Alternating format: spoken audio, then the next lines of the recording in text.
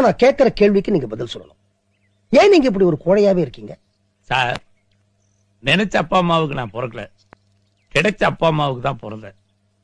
கிடைச்ச அப்பா அம்மாவுக்கு பிறந்ததுனால நினைச்ச குழந்தை பருவம் கிடைக்கல, கிடைச்ச குழந்தை பருவம் தான் கிடைச்சது.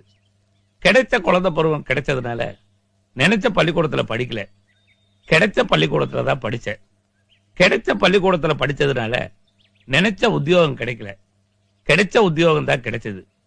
கிடைச்ச உத்தியோகம் கிடைச்சதுனால நினைச்ச பொண்டாட்டி கிடைக்கல, கிடைச்ச பொண்டாட்டி தான் கிடைச்சா. அதுக்கப்புறம் என்னால எப்படி சார் வீரனா இருக்க முடியும்? வடிவேலு, இவர் சொன்னது ஏதாவது புரிஞ்சுதா? நினைச்ச மனுஷனை நீங்க கொண்டு உட்கார வைக்கல, கிடைச்ச மனுஷனை தான் உட்கார வச்சிருக்கீங்க. கிடைச்ச மனுஷனை உட்கார வச்சதுனால நீங்க நினைச்சபடி அவரால பேச முடியாது. அவருக்கு கிடைச்சபடி தான் பேசுவாரு. நீங்க பொறுத்து தான் ஆகணும். ஆமை கரெக்ட் மிஸ்டர் நீலகண்டன்?